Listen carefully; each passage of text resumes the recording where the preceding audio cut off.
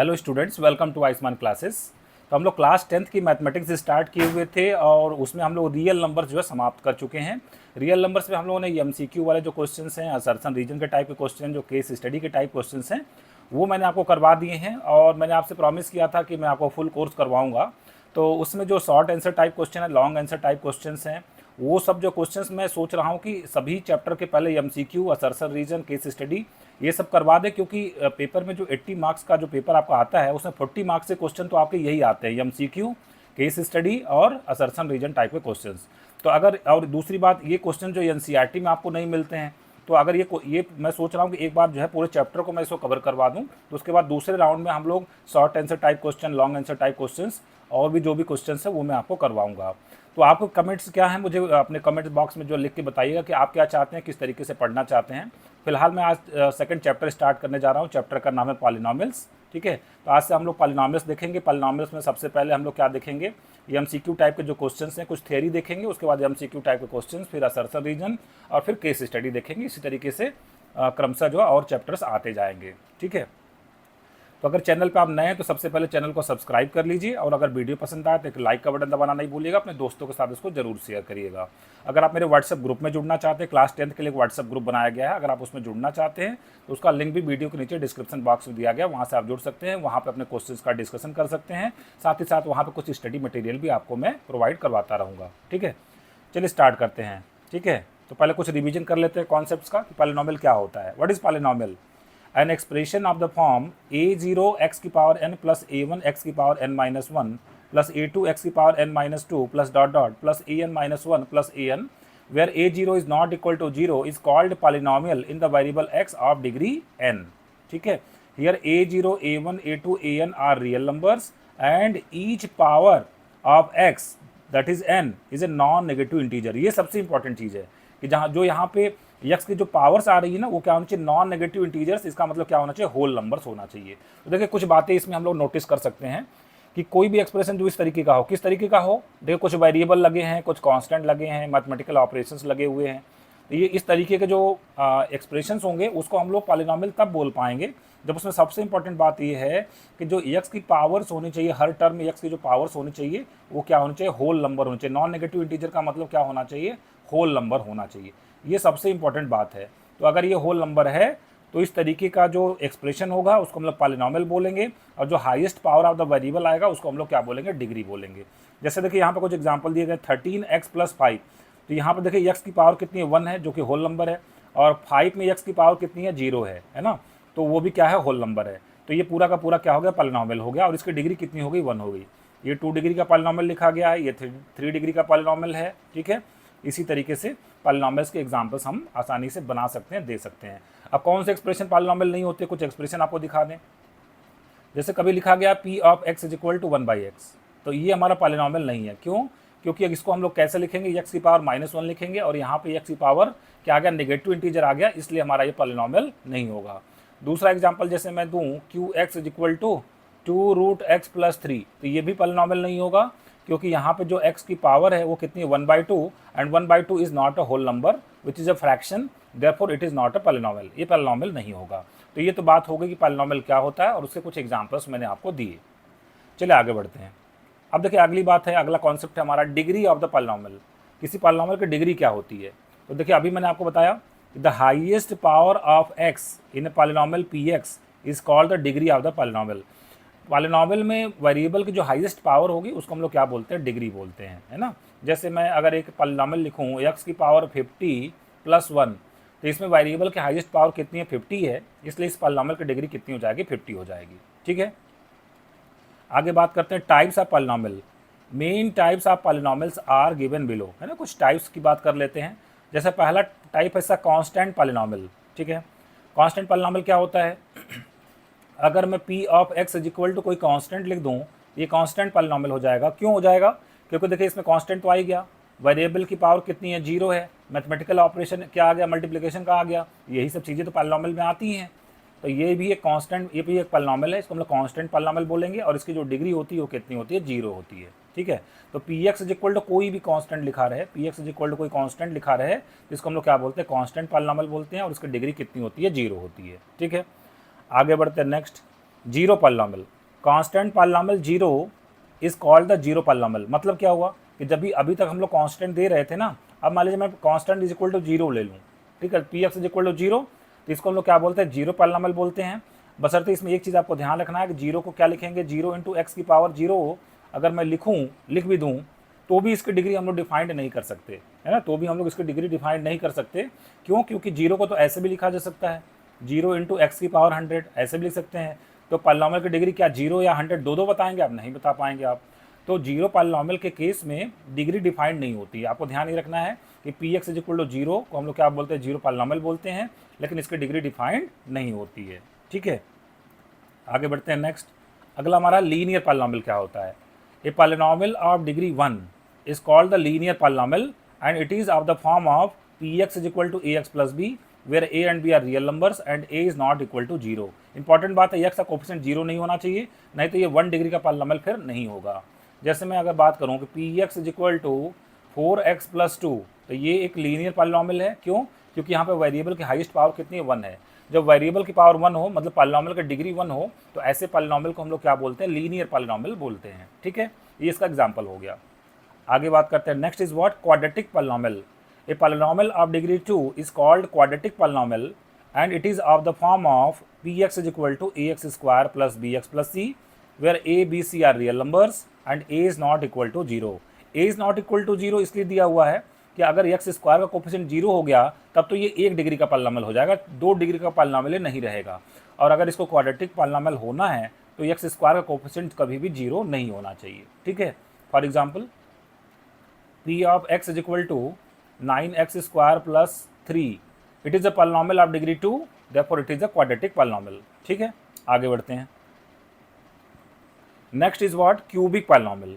Cubic polynomial हम लोग किसको बोलते हैं, a polynomial of degree 3 is called the cubic polynomial and it is of the form.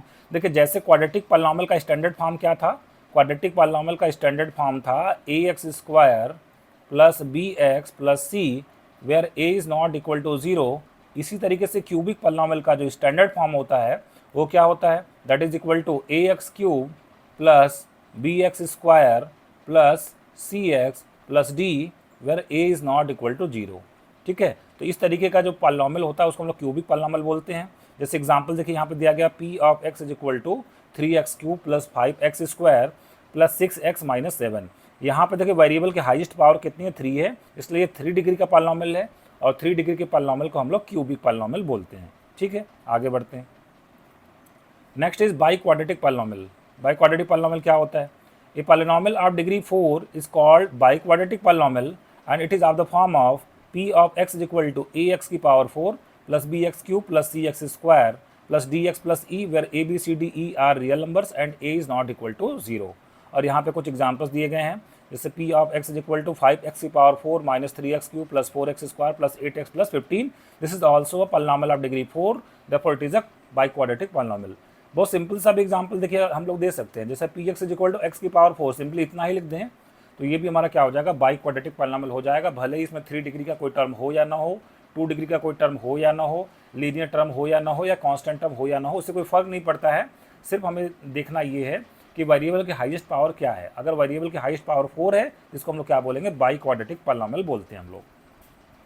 आगे बढ़ते हैं next, value of a polynomial at a given point, है ना, किसी पॉलिनॉमियल की किसी गिवन पॉइंट पे वैल्यू क्या होगी। If p of x is a polynomial in x and alpha is a real number, then the value obtained by putting x is equal to alpha in px is called the value of px at x is equal to alpha। क्या मतलब इसका, जैसे एक polynomial मैंने आपको दिया कि p of x is equal to x plus 1, और मैं अगर पूछूं कि x इज इक्वल टू 2 पे इसकी वैल्यू क्या है, x इज इक्वल टू 2 पे इस पॉलिनॉमियल की वैल्यू क्या है, तो आपको करना क्या पड़ेगा, x जहाँ पे 2, x को आप 2 से रिप्लेस कर देंगे। At the place of x we will write 2। ठीक है, p of 2 is equal to, right hand side में कितना हो जाएगा, 2 प्लस 1, तो वैल्यू कितनी आ गई, 3 आ गई। तो हम कहते हैं इस पॉलिनॉमियल की पी ऑफ एक्स की एक्स इज इक्वल टू 2 पे जो वैल्यू आई वो कितनी आ गई, 3 आ गई। इसी को हम लोग कहते हैं value of a polynomial at a given point. What is next, next is zero of a polynomial, है ना, किसी पॉलिनॉमियल का जीरो क्या होता है। देखिए इसके नाम से ही क्लियर है कि वेरिएबल की वो वैल्यू जो पॉलिनॉमियल को जीरो बना दे उसको हम लोग क्या बोलते हैं, जीरो ऑफ ए पॉलिनॉमियल। आइए डेफिनेशन देख लेते हैं। A real number alpha is said to be zero of a polynomial p x if p of alpha is equal to zero. Hence x here x minus alpha is called the factor of the polynomial p of x. क्या मतलब हुआ इसका, अगर मैं एक polynomial ले लूँ p of x is equal to x minus one, और इसमें अगर मैं पुट कर दूँ, क्या पुट कर दें हम लोग, x is equal to one put कर देते हैं। चलिए पुट करते हैं, तो कितना मिल जाएगा, p of one is equal to one minus one, कितना आ गया, जीरो आ गया। तो हम कहते हैं x is equal to one रखने पे ये पॉलिनॉमियल क्या बन गया, जीरो बन गया। तो हम कहते हैं x is equal to one, x is equal to one is zero, is zero of given polynomial p of x। ठीक है, x is equal to one इस पॉलिनॉमियल का क्या हो जाएगा, जीरो हो जाएगा। और इसको दूसरी लैंग्वेज में हम ऐसे भी कह सकते हैं, जैसे x is equal to one लिखा है, वन को आप लेफ्ट में ले आइए, तो हम कहेंगे x minus one is a factor of polynomial p of x। ठीक है, इसको हम इस तरीके से भी बोल सकते हैं।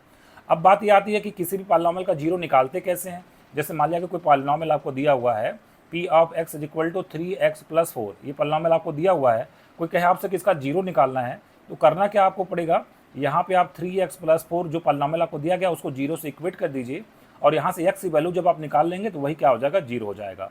तो यहाँ से 3x इज इक्वल टू कितना हो जाएगा, माइनस 4, तो x की वैल्यू कितनी आ जाएगी, -4/3 आ जाएगी। तो हम कहेंगे -4/3 इस पॉलिनॉमियल का क्या है, जीरो है। ठीक है, तो जैसे मैंने लीनियर पॉलिनॉमियल के लिए किया, आगे हम लोग वैसे क्वाड्रेटिक पॉलिनॉमियल के लिए भी करते हैं। ठीक है, आगे मैं आपको एग्जाम्पल्स में दिखाऊंगा। आगे बढ़ते हैं next, geometrical meaning of zero of a polynomial. किसी भी पॉलिनॉमियल के जीरो की जियोमेट्रिकल मीनिंग क्या है, आइए समझते हैं।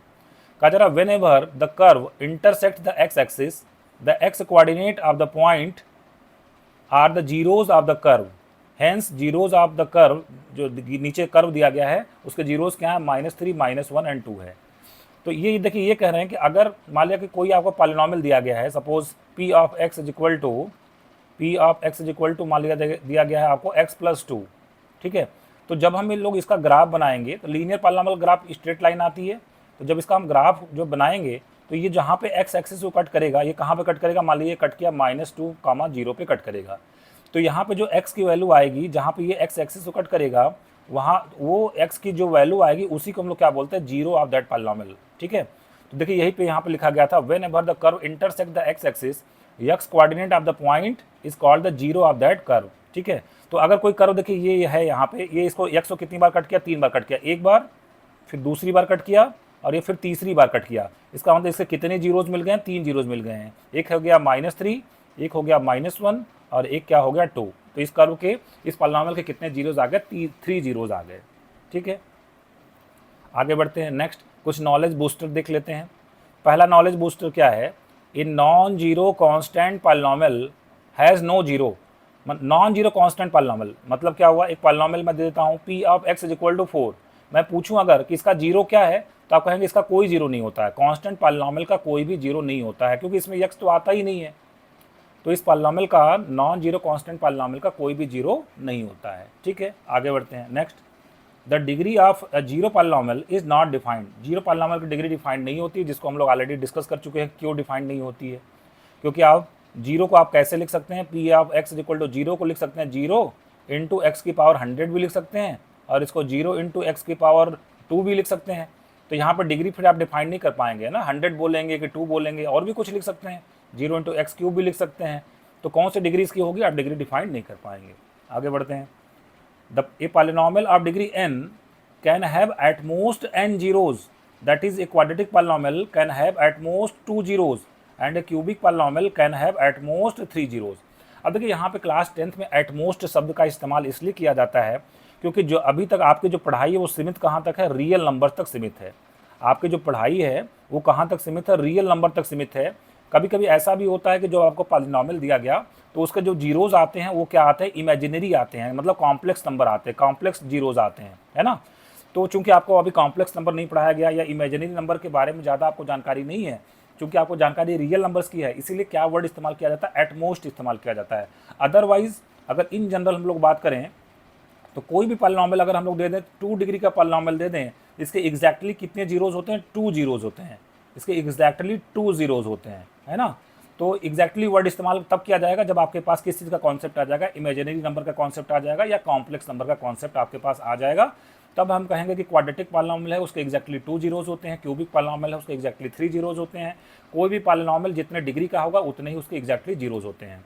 तो यहाँ पे अप टू 10th क्लास आपको जो पढ़ाया जाता है इसके एटमोस्ट ज़्यादा से ज़्यादा, मतलब ये कह रहे हैं कि अगर क्वाड्रेटिक पॉलिनॉमियल है तो उसके ज़्यादा से ज़्यादा 2 जीरोज होंगे, क्यूबिक पॉलिनॉमियल है तो उसके ज़्यादा से ज़्यादा 3 जीरोज होंगे, है ना, क्योंकि उससे कुछ जीरोज क्या हो सकते हैं, इमेजिनरी भी हो सकते हैं। तो आप रियल नंबर वाले ही खोज पाएंगे, इमेजिनरी वाले आप नहीं खोज पाएंगे, इसलिए आप कहेंगे कि ज़्यादा से ज़्यादा इसका 2 जीरोज होते हैं क्वाड्रेटिक के, और क्यूबिक के ज़्यादा से ज़्यादा 3 जीरोज होते हैं। आगे बढ़ते हैं next, relationship between the zeros and coefficients of a polynomial, है ना। कभी भी कोई आपको अगर पॉलिनॉमियल दे दिया जाए तो उसके जो कोफिशिएंट्स होते हैं और जीरोज में एक बढ़िया सा रिलेशन होता है, उसके बारे में हम समझते हैं, ठीक है। जैसे मान लिया कि मुझे कोई एक क्वाड्रेटिक पॉलिनॉमियल दे दिया गया, P of x is equal to A x square plus B x plus C, ठीक है, और हमें बता दिया गया कि इस पॉलिनॉमियल के जो जीरोज हैं वो कौन है, अल्फा और बीटा है। ये जो मैंने सिंबल इस्तेमाल किया है ये ग्रीक सिंबल है, ग्रीक लेटर्स हैं, इसको हम लोग अल्फा एंड बीटा पढ़ते हैं, ठीक है। मान लिया कि कोई क्वाड्रेटिक पॉलिनॉमियल है A x square plus B x plus C, और उसके जो जीरोज हैं अल्फा और बीटा हैं, तो एक बढ़िया सा रिलेशन ये आता है कि sum of the zeros is equal to जो एक्स का कोफिशिएंट है बी उसका नेगेटिव मतलब माइनस बी, और डिवाइडेड बाई एक्स स्क्वायर का कोफिशिएंट कितना ए, तो डिवाइडेड बाई ए। तो सम ऑफ जीरोज, इसको हम ऐसे भी पढ़ते हैं, sum of zeros is equal to minus B by A and product of the zeros is equal to C by A, product of zeros is equal to C by A. जैसे मैं एक example आपको दे दूं, suppose एक quadratic polynomial हम लोग ले लेते हैं, p of x is equal to x square minus 4x plus 3। मान लिया कि इसके जीरोज, जो भी जीरोज हैं मुझे पता नहीं है, मैं मान लेता हूँ कि इसके जीरोज अल्फा बीटा हैं, तो मुझे सम ऑफ जीरोज का अगर फार्मूला लिखना हो अल्फा प्लस बीटा, तो हम लोग क्या लिखेंगे, माइनस बी बाई ए। यहाँ पे बी कितना, -4, तो माइनस बी कितना हो जाएगा, +4, डिवाइडेड बाई ए कितना हो जाएगा, 1 हो जाएगा। तो अल्फा सम ऑफ जीरोज कितना आएगा, 4 आएगा। मतलब इस क्वाड्रेटिक पॉलिनॉमियल को जब भी आप सॉल्व करेंगे तो जो भी उसके जीरोज आएंगे उसका सम कितना आएगा, 4 आएगा। और प्रोडक्ट ऑफ जीरोज की बात कर लें, प्रोडक्ट ऑफ जीरोज का फार्मूला सी बाई ए, मतलब constant term divided by coefficient of x square. तो यहाँ पे कितना हो जाएगा, 3/1, कितना आ जाएगा, 3 आ जाएगा। तो इस तरीके से ये बात हो गया कि अगर हमारे पास कोई क्वाड्रेटिक पॉलिनॉमियल दिया हो तो उसके जीरोज में जो है क्या जीरोज और कोफिशिएंट में क्या रिलेशन होता है, ये हम लोगों ने देखा, ठीक है। अब जैसे मान लिया कभी क्यूबिक पॉलिनॉमियल दे दे आपको, ठीक है, जैसे मान लिया कि पॉलिनॉमियल आपको दे दिया गया, P of x is equal to A x cube plus B x square plus C x और प्लस डी, और इसके चूंकि क्यूबिक पॉलिनॉमियल है इसके 3 जीरोज होंगे, मैं मान लेता हूँ इसके जीरोज क्या है, अल्फा बीटा गामा है। तो इसमें क्या क्या रिलेशन आता है, पहला रिलेशन आता है alpha plus beta plus gamma is equal to minus B by A. Minus B by A का मतलब एक्स का जो भी कोफिशिएंट है उसको बी बोलते हैं, और उसके आगे क्या लगाना, माइनस, और डिवाइडेड बाई ए क्या है, कोफिशिएंट ऑफ एक्स क्यूब है। तो alpha plus beta plus gamma is equal to minus B by ए।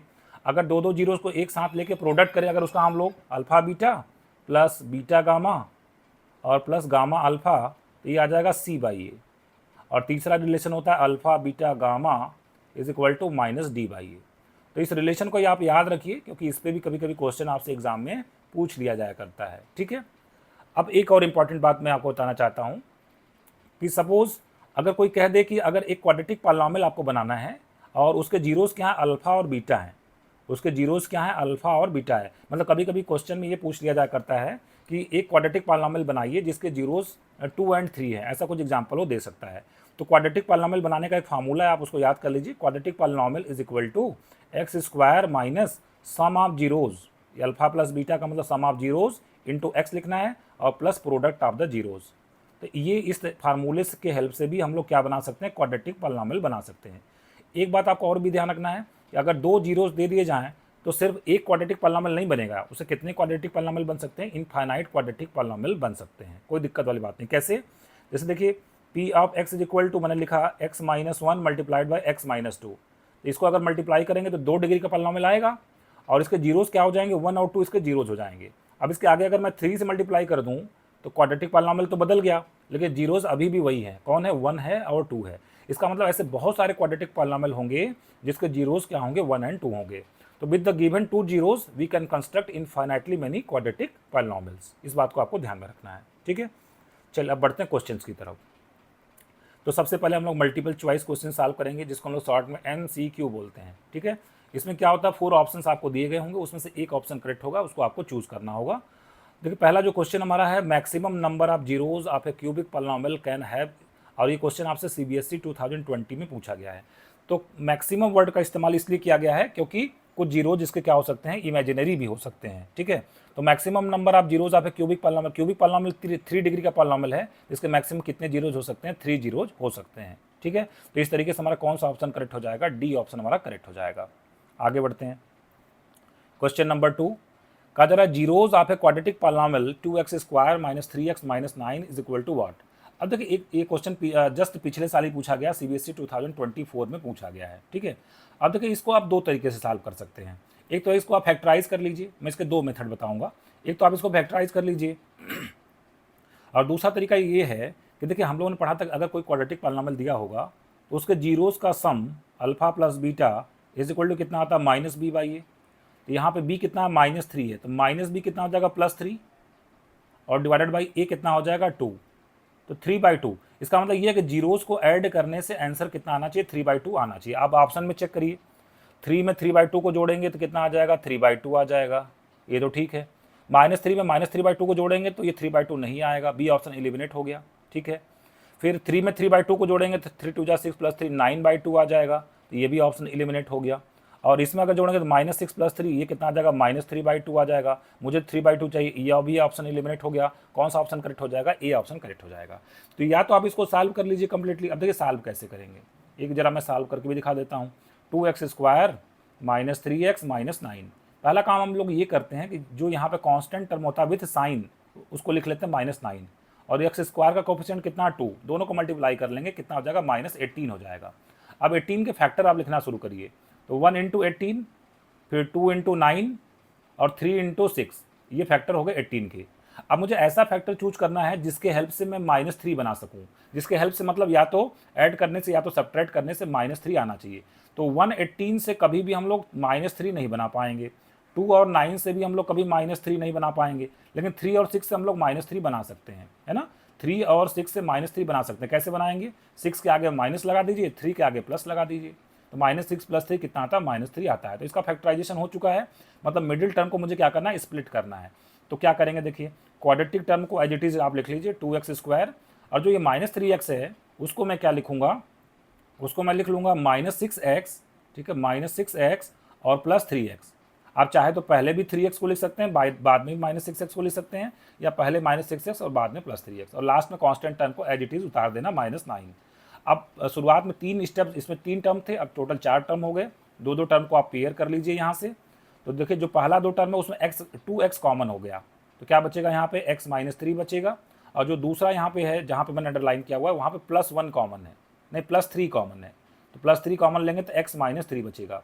अब आपको देखिए फैक्टराइजेशन अगर आपने सही किया होगा तो ये ब्रैकेट में जो चीज़ें हैं ना ये सेम मिलेंगी आपको, ठीक है। तो अब दोनों टर्म में क्या कॉमन है आपके पास, x - 3 कॉमन है, और ब्रैकेट में हमको कितना मिल जाएगा, 2x + 3 मिल जाएगा। तो इस तरीके से फैक्टराइजेशन हो गया। अब मुझे जीरोस निकालना है, तो पहले फैक्टर को मैं क्या करूँगा, जीरो से इक्वेट कर दूंगा। तो x - 3 को अगर हम लोग जीरो से इक्वेट करें तो x की वैल्यू कितनी आ जाएगी, 3 आ जाएगी।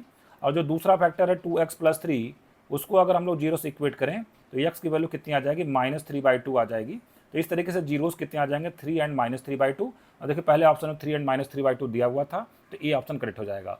तो देखिए ऐसे क्वेश्चंस में चूंकि आपको सिर्फ ऑप्शन को भी बस पकड़ना है तो आपको सॉल्व नहीं करना चाहिए। मेरा आपके लिए सजेशन रहेगा कि इसमें ऑप्शन से ऐसे क्वेश्चन को सॉल्व करने में टाइम आपके टाइम का क्या होगा, बचत होगा, ठीक है। आगे बढ़ते हैं, question number 3, what should be subtracted from the polynomial x² - 16x + 30 so that 15 is the zero of the resulting polynomial, ठीक है। 15 उसका क्या होना चाहिए, जीरो होना चाहिए, ठीक है।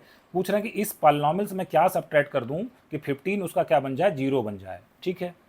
अब देखिए यहाँ पे हम लोग सबसे पहले क्या करेंगे कि x² - 16x और +30 ये पॉलिनॉमियल आपको दिया गया है, ये x = 15 को जीरो बनाना चाहते हैं, ठीक है। मतलब चाहते हैं कि x = 15 इस क्वाड्रेटिक पॉलिनॉमियल का एक जीरो बन जाए। तो चलिए हम इसमें x = 15 जरा रख के देखते हैं क्या होता है। तो यहाँ से हो जाएगा 15 का स्क्वायर, x के जहाँ पर 15 रखेंगे 15 का स्क्वायर 225, 16 × 15 कितना आएगा, 15 6 × 90 बचा 9, 15 हो जाए 15 है 9 240, और प्लस कितना हो जाएगा 30। तो टोटल कितना आ गया, 225 और 30 255, 255 और माइनस 240, तो बचा कितना 15। तो अगर देखिए अगर इसको जीरो बनना होता, अगर x is equal to 15, zero कब बनता, जब हमारा आंसर कितना आ जाता, जीरो आ जाता। लेकिन आंसर तो फिलहाल 15 आ रहा है। अगर इसका मतलब ये हो गया कि इसमें से 15 अगर हम लोग सब्ट्रैक्ट कर दें, अगर 15 को माइनस कर दें, मतलब x square minus 6x plus 15, अगर इतना ही मेरा क्वाड्रेटिक पॉलिनॉमियल होता तो x इज इक्वल टू 15 इसका क्या बन जाता, जीरो बन जाता। इसका मतलब इस पॉलिनॉमियल से मुझे क्या सब्ट्रैक्ट करना पड़ेगा, इस पॉलिनॉमियल से मुझे 15 सब्ट्रैक्ट करना पड़ेगा। सी ऑप्शन हमारा क्या हो जाएगा, करेक्ट हो जाएगा। अब चाहे तो x इज इक्वल 15 आप इसमें रख के देख लीजिए, ये जीरो बन जाएगा। 15 का स्क्वायर 225, 15 6 जा 90, ठीक है, और प्लस कितना हो जाएगा, प्लस 15 हो जाएगा, ठीक है ना। 15 प्लस 15 करेक्ट है ना, यहाँ से 15, यहाँ 16 है करेक्ट, माइनस 16, तो 15 इंटू 16 कितना होगा, माइनस 240, माइनस 240, और ये होगा 225 और प्लस 15 कितना हो जाएगा 240 माइनस 240, तो जो हमारा आंसर आ जाएगा वो कितना आ जाएगा, जीरो आ जाएगा। तो x इज इक्वल 15 इस पॉलिनॉमियल का जीरो बन गया, ठीक है। आगे बढ़ते हैं क्वेश्चन नंबर 4 की तरफ। कहा जा रहा the graph of a polynomial px cuts the x axis at 3 points and touches it at 2 other points, then the number of zeros of px is equal to what. देखिए अगर इसका एक graph में बनाऊँ, एक ग्राफ में बनाऊँ, जैसे ये बोल रहे हैं, ये कहना कि किसी पॉलिनॉमियल का ग्राफ एक्स एक्सिस को 3 पॉइंट पे क्या करता है, कट करता है, ठीक है। तो ये हो गया 1 पॉइंट, 2 पॉइंट, 3 पॉइंट, कट किया। अब क्या करें, 2 पॉइंट पे क्या करेगा, टच करेगा। 2 पॉइंट पे टच करवा देते हैं, एक ये हो गया टच किया, और एक और पॉइंट पे ये इस तरीके से टच किया, ठीक है। तो देखिए जहाँ पे भी कट करेगा या जहाँ पे टच करेगा, ठीक है ना, वो हमारे सब के सब क्या हो जाएंगे, जीरोज हो जाएंगे, ठीक है। तो 1 2 और ये 3 और ये क्या हो जाएगा 4 और ये क्या हो जाएगा 5, क्योंकि जहाँ पर टच करेगा वहाँ पे भी तो y कोऑर्डिनेट कितना हो जाएगा, जीरो। मतलब x is equal to something रखने पे y क्या बन जा रहा है, जीरो बन जा रहा है। यही तो जीरो की डेफिनेशन है। तो उसके कुल मिला के 1 2 3 4 5 जीरो आएंगे। तो कौन सा ऑप्शन हमारा करेक्ट हो जाएगा, डी ऑप्शन हमारा करेक्ट हो जाएगा। ये क्वेश्चन CBSE 2021 में पूछा गया है। आगे बढ़ते हैं क्वेश्चन नंबर 5 की तरफ। कहा जा रहा the given linear polynomial y is equal to fx has, पहला ऑप्शन 2 जीरोज, दूसरा option 1 zero and the zero is 3, 1 zero and zero is 4, no zero. Question CBSE sample question paper 2023-24 में पूछा गया है। अब देखिए ये जो लीनियर पॉलिनॉमियल ग्राफ है, स्ट्रेट लाइन जब भी आए तो आप समझिए लीनियर पॉलिनॉमियल ग्राफ है। तो ये देखिए कितने जगह पे कट किया, एक्स एक्सिस को एक ही पॉइंट पे कट किया है। हमें वाई एक्सिस से मतलब नहीं है, हमें देखना है ये एक्स एक्सिस को कितने पॉइंट पे कट करता है। एक पॉइंट पे कट किया है, इसके एक जीरोज आएंगे, और वो जीरो कितना होगा, एक्स इज इक्वल टू 3, इसका क्या होगा, जीरो होगा। आइए ऑप्शन में देखें, ये कह रहा 2 जीरोज नहीं है, ये कह रहा 1 जीरो है और जीरो की वैल्यू कितनी है, 3 है, सही ऑप्शन है। सी ऑप्शन में कह रहा 1 जीरो है लेकिन जीरो की वैल्यू 4 है, गलत ऑप्शन है। ये कह रहा 9 जीरो, ये भी गलत ऑप्शन है। तो इसका मतलब कौन सा ऑप्शन करेक्ट हो जाएगा, बी ऑप्शन करेक्ट हो जाएगा। आगे बढ़ते हैं क्वेश्चन नंबर 6 में। कहा in the given figure the graph of the polynomial px is shown, the number of zeros of this px is equal to what. Question CBSE 2021 में पूछा गया है। अब देखिए ये एक्स एक्सिस कितने पॉइंट पे कट किया, 1 पॉइंट, 2 पॉइंट और 3 पॉइंट, इससे कितने जीरोज हो जाएंगे, 3 जीरोज हो जाएंगे। सी ऑप्शन आपका क्या हो जाएगा, करेक्ट हो जाएगा। आगे बढ़ते हैं क्वेश्चन नंबर 7 की तरफ। कदर alpha and beta are zeros of this polynomial, then the value of alpha plus beta is equal to what. Question CBSE 2023 में पूछा गया है।